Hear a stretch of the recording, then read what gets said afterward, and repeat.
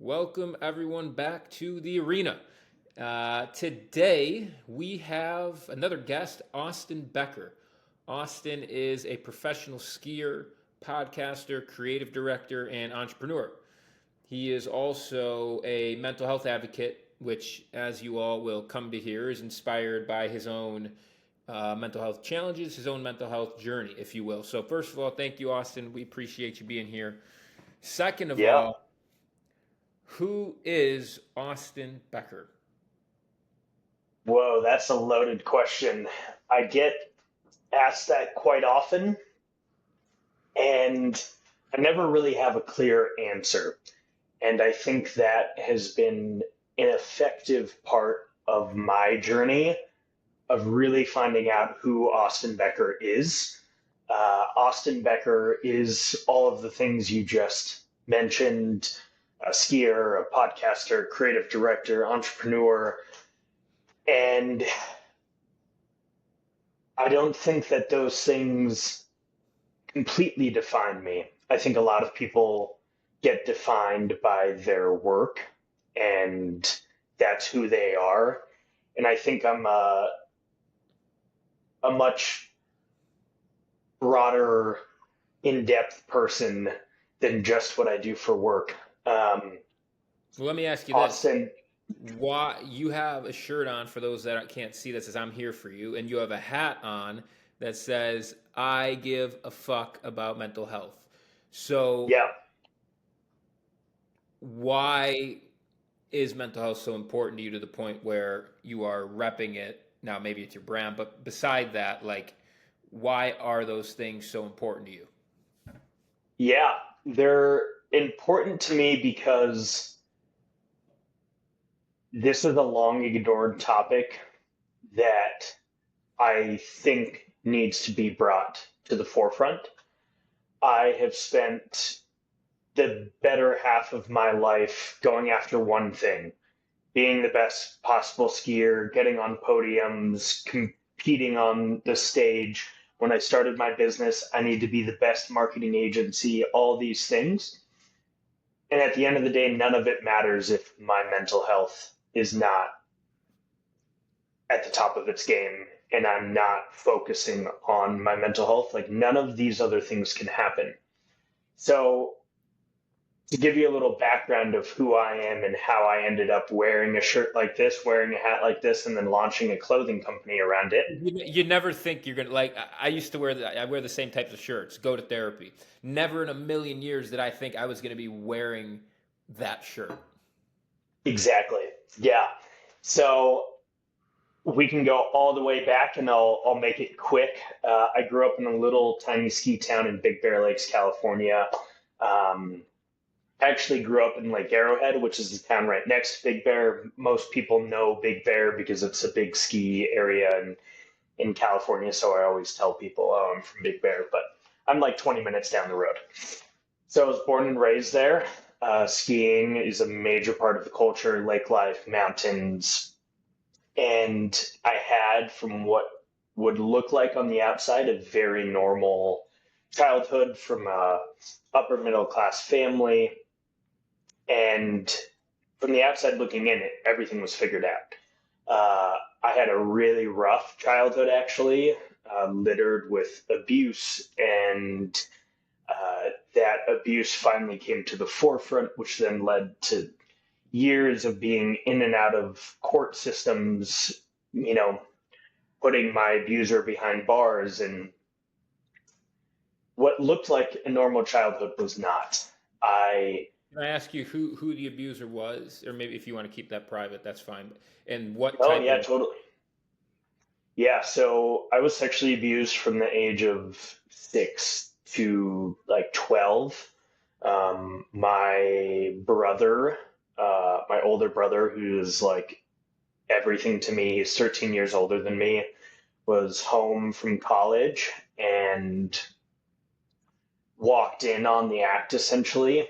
And it was with my, what was considered, I guess, my godfather.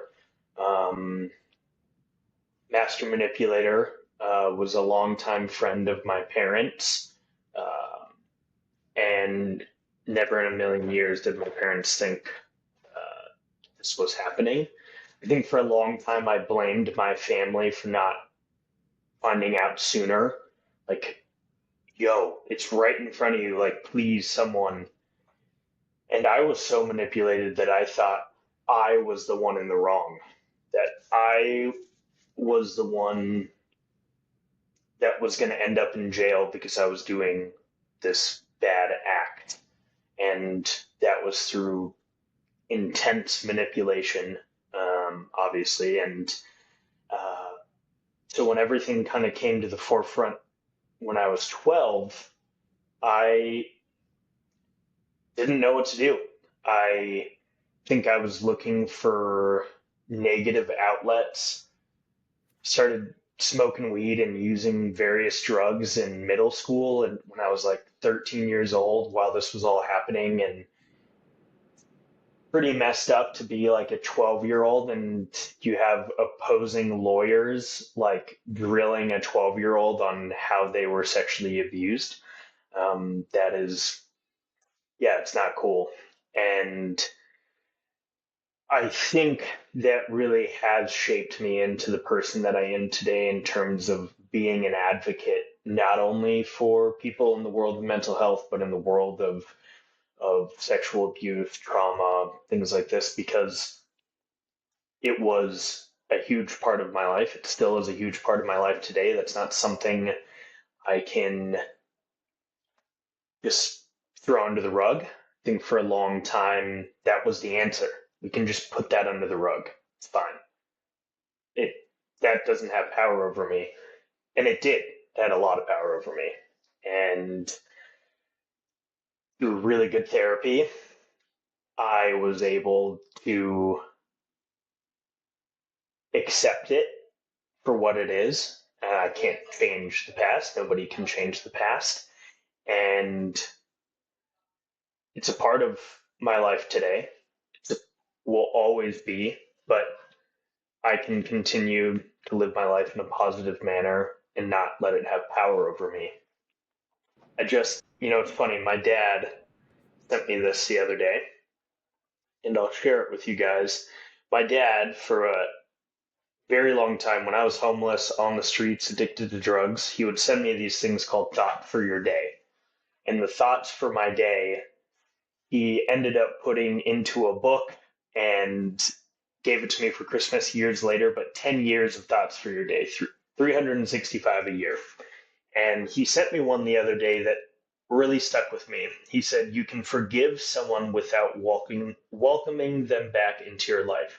Apology accepted, access denied." And I've been thinking about that a lot the last few days, that I can accept and go on with my life with what happened to me as a kid.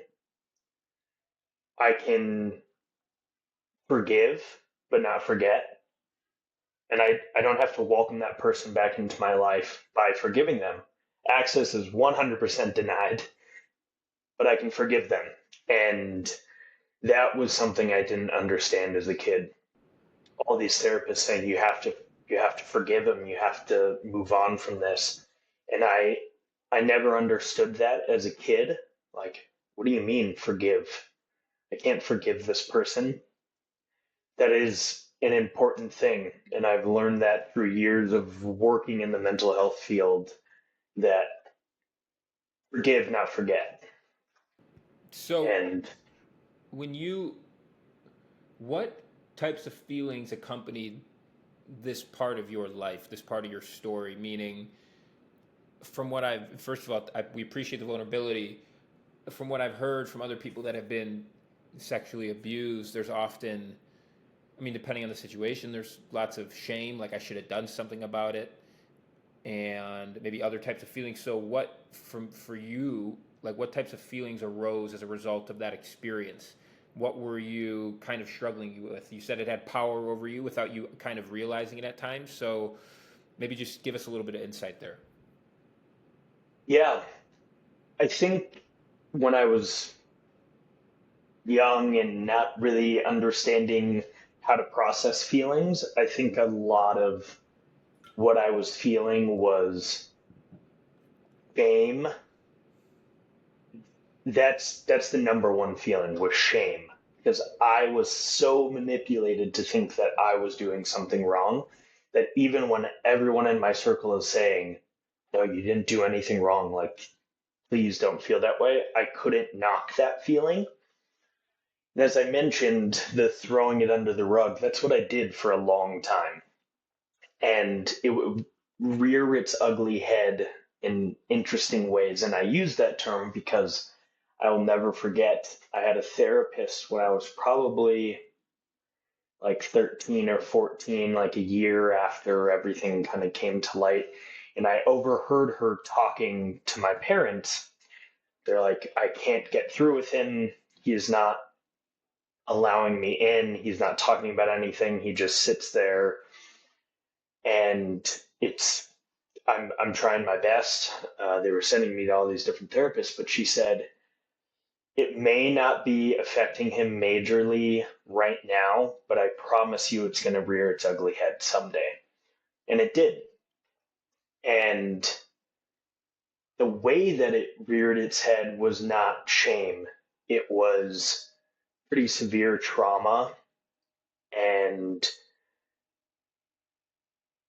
regret, almost, that I didn't say something sooner, that I didn't make an that's the wrong way to put it. I was going to say make an effort to work harder in therapy, but it doesn't affect my life in the ways that it used to today because of the work that I've put in. About a year ago, my perpetrator was let out of prison, and that was a difficult period in a lot of ways. I it hadn't been a major topic on my mind, and yeah, getting that email from the California court system saying prisoner number so and so being let out of prison in the next 90 days, they will be in this halfway house in Los Angeles, California. That brought up some feelings for sure. But what I kept finding myself going back to was, I can forgive, but I can't forget. And I wasn't going to let that person have power over my life anymore. And that has been a big turning point in my life, that for a long time I felt shame. For a long time I felt regret. And I don't need to feel that way in my life anymore. Do you forgive him? Forgive him, I don't forgive his actions. I think people are sick, and that's something that I use in my own brain to almost cope, is that I've met with enough people that struggle with mental health issues that that man's mental health is severely wrong and never had, and wrong, that's not the right word. He struggles severely with mental health, and that's how it presents itself. Is it okay? Absolutely not. But in my own head, that's how I try and wrap around that this is a sick person that needs help. And I can never forgive the actions, but I can forgive that person. Maybe the last 13 years in prison, he has been focusing on improving his mental health and being a better person and not going back out into the world and being a perpetrator again. So that's how I wrap my head around it. And so you mentioned, which I'm sure people listening heard as well, we kind of glossed over it. You mentioned at one point you were homeless and addicted to drugs. So where in your story does that present itself? Like what chapter of your life is that? What led to that? And we'll start there. Then we'll see where it goes. Yeah. So obviously the abuse happened and I was still competing in skiing. Skiing is a major part of my life. I was traveling a lot, had the sponsors, had it all figured out in my head, and was on that trajectory to just keep moving up in the sport, keep doing the thing that I loved.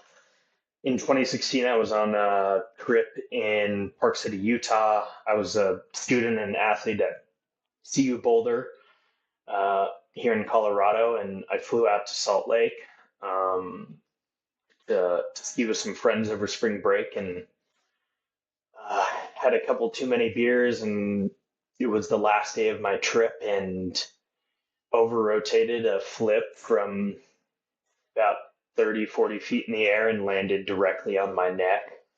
Uh, I broke several vertebrae in my spine and neck.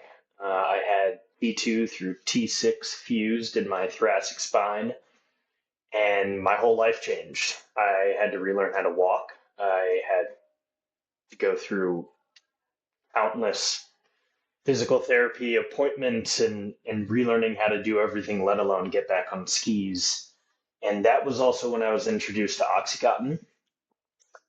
Tale as old as time, athlete gets hurt, gets prescribed Oxycontin, gets addicted, loses everything. We're hearing this story more and more often. And as people are becoming more open and talking about these things, it's becoming a more prevalent topic. Obviously, there's been these Netflix shows, Hulu shows that have really highlighted the opiate epidemic and the Sackler family, and uh, so prescribed OxyContin. I have addiction in my family. Uh, I watched it growing up. That was another big trauma part of my childhood, was watching my sister in and out of rehab, in and out of jail, really losing everything. And I never thought it was going to be me. And I'll never forget that moment the first time I took an Oxycontin. My whole world changed. Not only was the pain from my pretty horrific, life changing accident gone, but I was also happy. I was like, what is happening here? And those prescriptions eventually ran out, and I turned to alcohol and what was readily available to me. I was, in my head, I was an athlete, I was a skier, I would never do drugs, but alcohol is super accepted in our society. It's easy to get. I was from a small town, didn't know where to get street drugs, and was like, okay, let's do let's drink as much alcohol as humanly possible. That led me down a pretty terrible road of addiction. Lost just Was it about. was this not sorry to interrupt? Was this to numb the pain of the physical pain that you had in your back, or was it or was this to numb the emotional pain of what you had been through, like, or both? I think it was a mixture, definitely, of both. I had a lot of emotions, obviously, coming up during my after this back injury, and I was focused on one thing in my life, and that was being the best skier that I could possibly be. And when that was all taken away in literally a millisecond, it all happened, started and ended in the exact same sentence. I didn't know what to do. So there was an aspect of healing the emotional pain. When those prescriptions ran out, there was a lot of physical pain from withdrawing that started having all these feelings. I'm nauseous, I'm sick, and I didn't even know what withdrawal was. I didn't know that coming off of these medications I would have these feelings, and I noticed that alcohol took the edge off. So alcohol became this major part of my life, and that took me down a horrible road. And I finally got to the point that I could get back to school, so I went back to CU Boulder, and I was scaring everyone in my life. I was drinking unbelievable amounts of alcohol.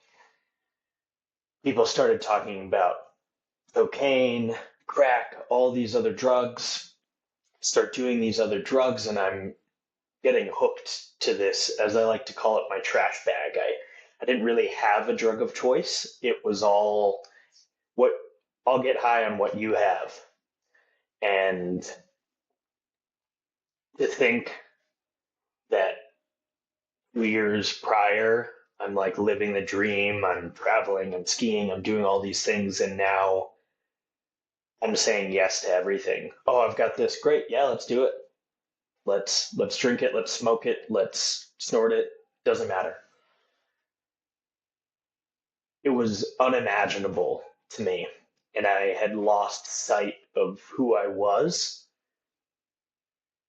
and it's not something in the moment that I was proud of. I eventually got to the point that I needed help. I had a girlfriend at the time that went to my parents and told them, "Hey, your son is totally out of control." I drove a car into a church in Boulder. I was high. I passed out at the wheel, had a seizure, drove my car through a church, and woke up, and my car is smashed into this church. I went through a four-way intersection in busy downtown Boulder. Luckily, nobody was hurt except me. And all of these things started stacking up. And it came to the point that it was like, yeah, you got to go to rehab. And I went to my first rehab. I went back to my hometown in California. There was a rehab there that I went to. My parents wanted to be close to me, and uh, that's where I learned about heroin. I never knew that heroin was the street equivalent of what I had been addicted to a year and a half, 2 years prior, that Oxycontin. And that opened up my eyes to a whole new world. I was not ready to be sober. I didn't care to be sober. So the second I got out, it was where can I find this heroin that everyone's talking about? And that's where my life really started to fall apart. Continue, and so you say it felt well. First of all, I gotta ask. Now, this is totally off topic, but I'm just curious. I don't talk to many people that have done heroin. Maybe I have, but they're not open to sharing it. What does it feel like to do heroin? Like, how would you describe that high? And then from there, I want you to obviously elaborate on what kind of ensued. Yeah. So the feeling that comes from it, for me, everything gets wiped clean. All the pain, all the emotional stress, everything gets wiped off the table. And I found myself chasing that feeling. As we kind of say in the world of mental health and addiction, you're constantly chasing the dragon, and it just keeps getting further and further away. And it works until it doesn't. That's why I think it's really easy.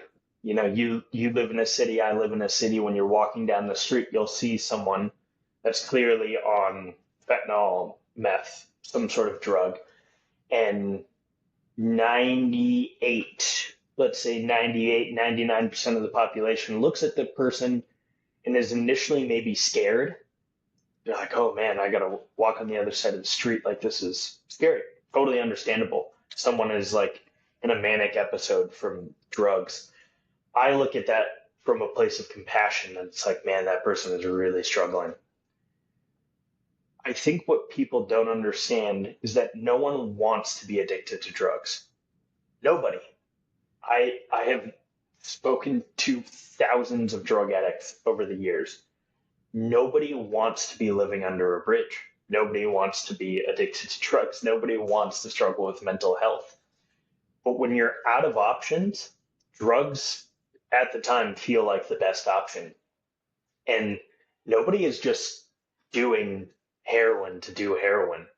Like that, they might say that in the moment. Oh, I'm just a junkie. Yeah. Believe me, when they put their head on the pillow at night, they cry themselves to sleep wishing they weren't addicted to this feeling. And that feeling is what I chased for a very long time. I found myself in and out of rehabs, never quite understanding what these professionals were telling me about myself. At the end of the day, I didn't have a problem. Oh, I was an athlete. I did all these great things in my life. I've traveled to all these places, and nobody cares because at the end of the day, I couldn't make it through the day without smoking, shooting, drinking something. But I would tell everyone that wanted to listen how great Austin Becker was. That's how delusional the mind was.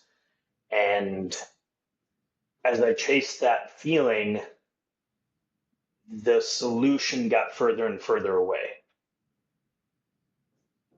The way that I like to explain addiction that I heard from uh, a mentor of mine is that the normal human wakes up in the morning and we have a few inhibitions, right? You wake up in the morning, maybe you have to go to the bathroom, maybe you need a sip of water, and then you're like, hey, actually, I need to fuel myself, so we're going to eat some food. I'm going to drink some water, eat some food, makes you feel better in the morning, so you can get that day going. Take those inhibitions. Humans have an inhibition to survive. All we want to do is survive. We'll do anything it takes to survive. For a drug addict, our brain gets rewired that the family, the friends, the food, the water, the house, the money, the job, those things all get pushed to the side. And our brain is telling us that the only way we can survive is by taking this drug. So I wake up in the morning, and the first thing I need to do to take away the negative feeling is I'm going to use the drug because I want to survive. And I don't think that people quite understand what it's like being an addict, that is literally how the brain works. I would wake up in the morning and my first thought to take away all of the emotional, physical pain to use this drug, not to drink water, not to call a friend and see how they're doing, not to go to the coffee shop and get work done. It didn't matter what it took. I was trying to survive, and everything that came first, everything else went to the side. So if that meant I needed to go out in the streets and panhandle or steal or do bad things to get money in order to do drugs, it's what I had to do to survive in my head. And that is what my life looked like. I would go into a rehab. I somehow was still on my student health insurance from CU Boulder because I was on like medical withdrawal. So I would go into these rehabs, get out 30 days later, and my first thought was, all right, let's go do drugs again. Never ready to get sober. And I was in this cycle of nonstop institutionalization. So um, I found that no matter what I did, all I wanted was the drugs. And Austin wasn't ready to get sober. Everyone in my life was ready for Austin to be sober, but Austin wasn't ready. And that has to be a personal decision for me to want to get well. I had one kind of last run that really opened up my eyes to, whoa, this is bad.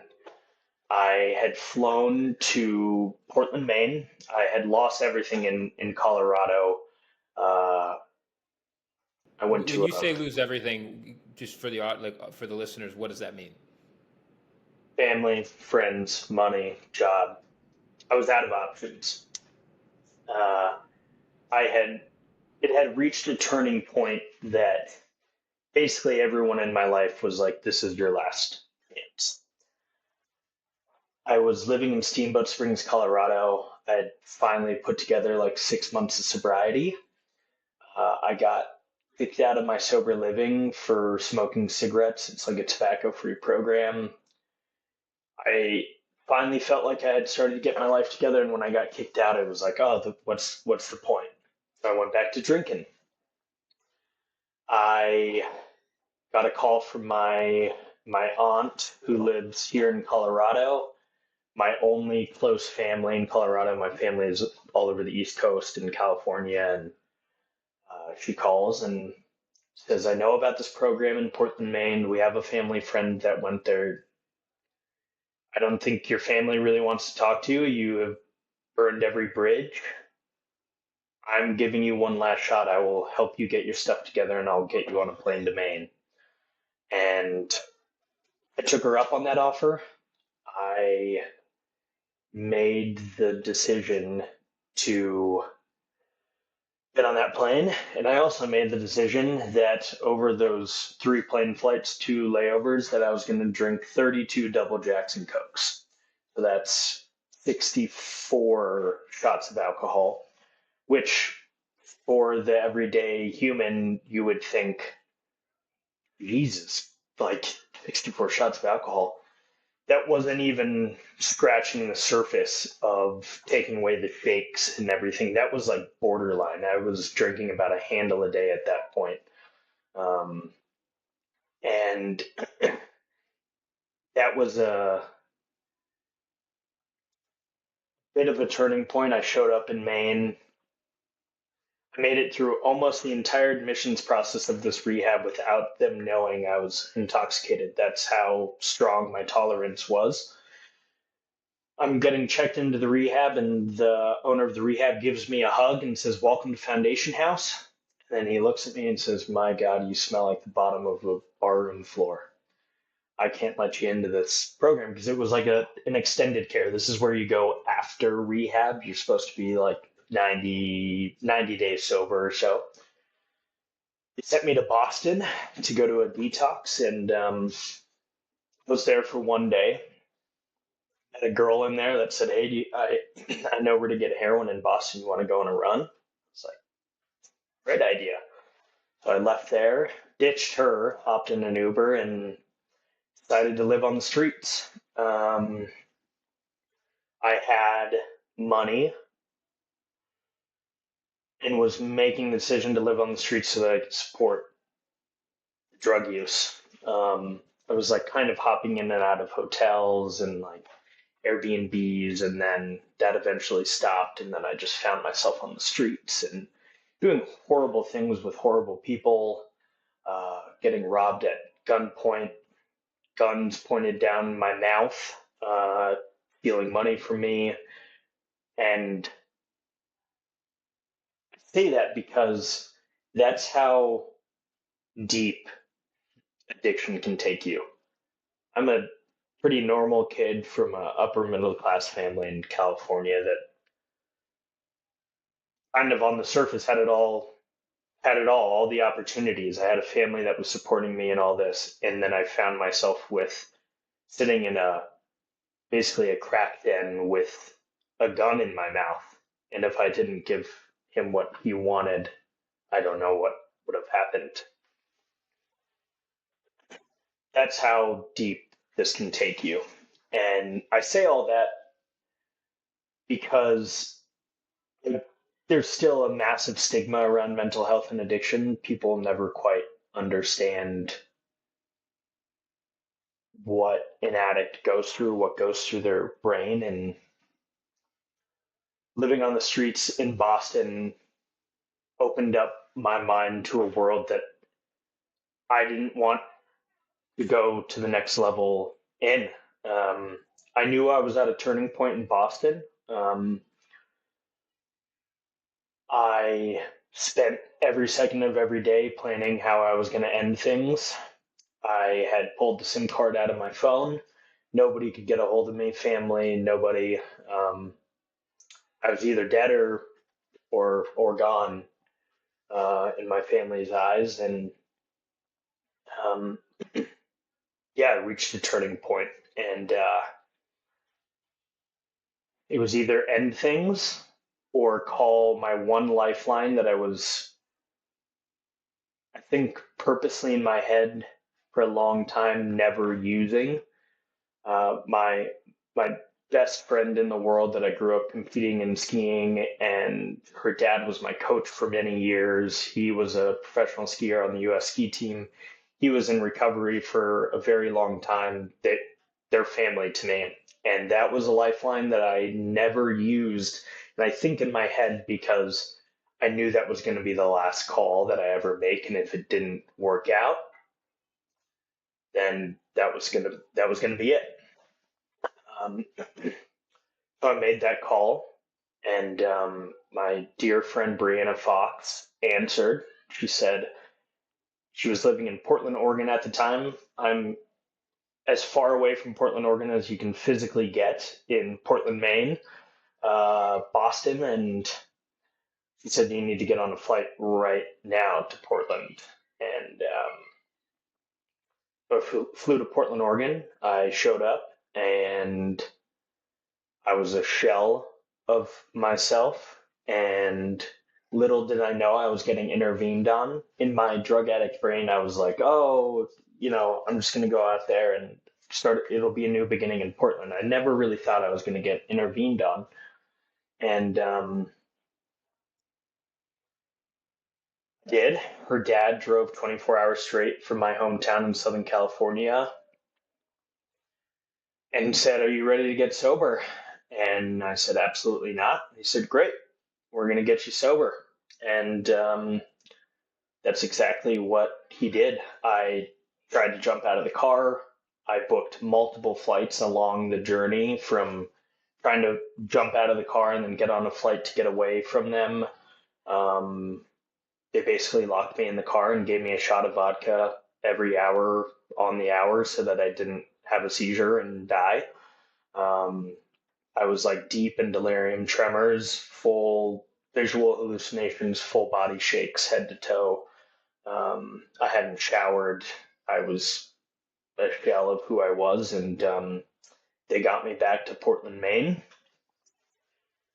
Uh, he sobered me up the first couple days, got me back to Portland, Maine. I got my dad to talk to me, and I said, Dad, I'm ready. Whether you believe me or not, I am ready. And I said, I need you to fly with me as like a sober companion from California to Maine.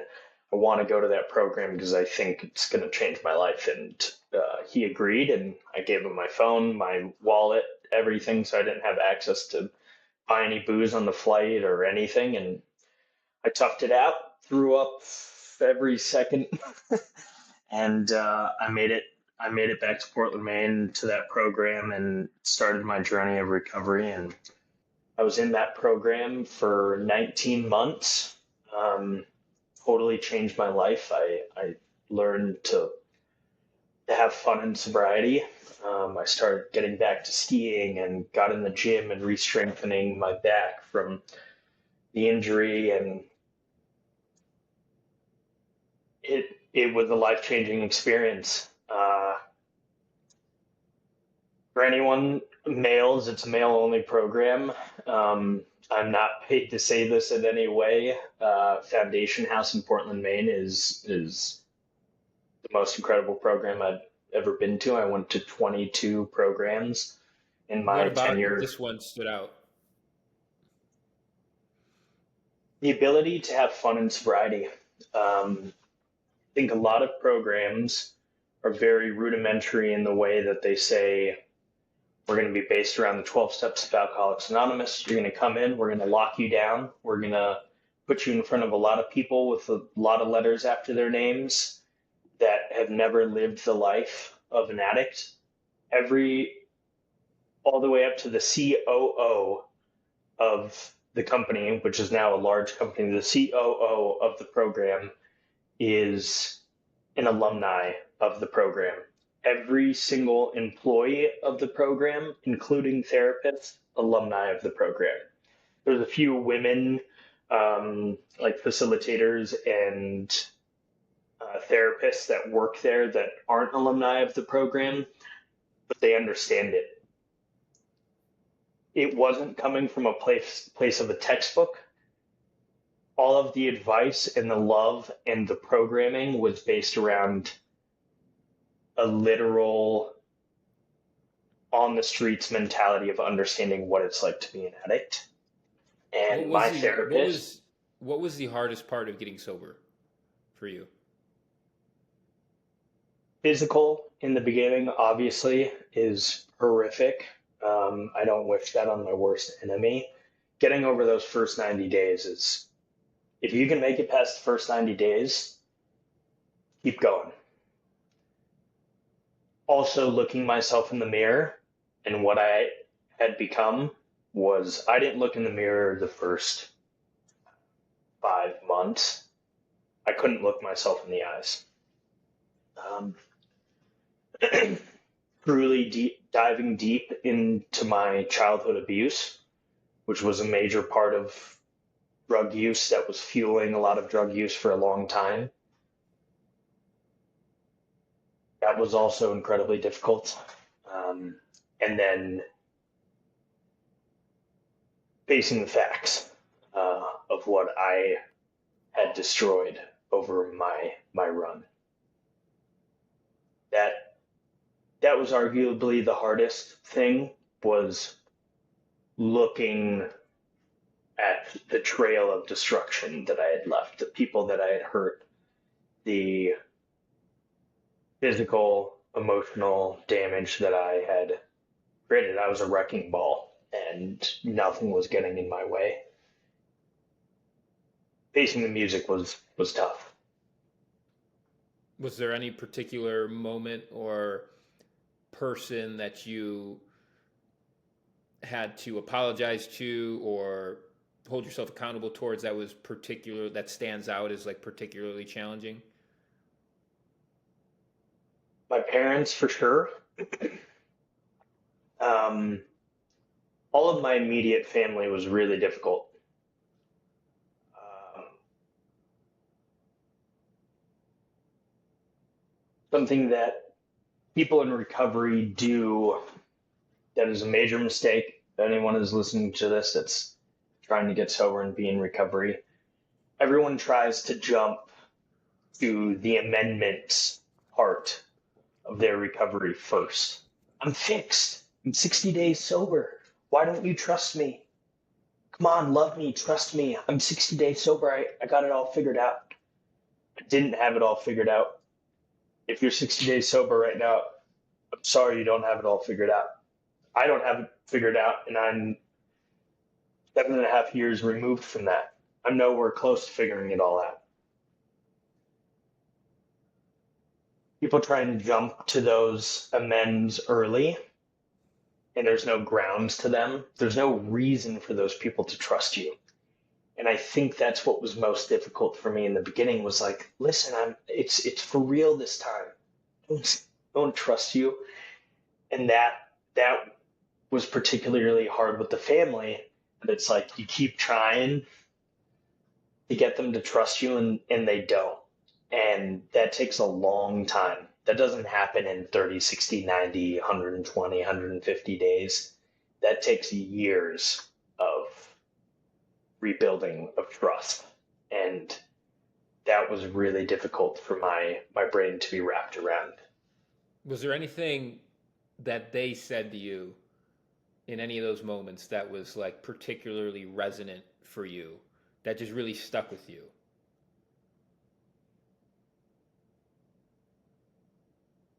There's something that guy Sam Rotundo, who's was a big mentor of mine and friend of mine today, that was an alumni foundation house. He said something to me that has stuck with me forever around family. I kept trying to push it. Come on, trust me, trust me, trust me. And he looked at me one time and he said, dude, just let your parents sleep tonight. And that stuck with me in a lot of different ways, because my parents hadn't had a good night's sleep in years, knowing that I was out there on the streets. The people in my life hadn't had a good night of sleep. And it was the simple comment that has guided my life in a lot of ways. just let your parents sleep tonight, man. Come on, let's go have a coffee. Let's go out with the boys. Let's go down to the beach. Let's talk shop. Let's talk recovery. Just let your parents sleep tonight. You're fine. They know you're safe here in Portland. You're good. Everything's good. Just let them sleep tonight. That line, still to this day, I let it guide me in a lot of ways. When I'm off doing these crazy adventures in Alaska and Canada and skiing these insane landscapes and dangerous things, there is a part of me now that this voice didn't used to come on uh, in my head, but that voice does come on and say, probably let your parents sleep tonight. Is this worth it? Do I need to do this right now? And it's in a different manner, but it truly has guided my life in a lot of ways. Wow, no, that's powerful. To to wrap this up and ask you a question we asked all our guests, which is, what in life are you most proud of? Oof. I think the easy answer that I'm not going to use is my sobriety. I'm very proud to be sober and where I am today from where I came from. But I truly think I'm most proud of what I'm doing right now. I'm most proud of helping give people a voice. I started my podcast to give a community that didn't have a voice a voice. I think it's the same reason that you have your podcast. That is what I'm most proud of. I'm most proud of giving someone an opportunity to talk about a matter that they wouldn't normally talk about in a totally non-judgmental, understanding way. So that's what I'm most proud of. What an answer, man. Austin Becker, everybody. Austin, thank you. Yeah, thank you for having me, man. My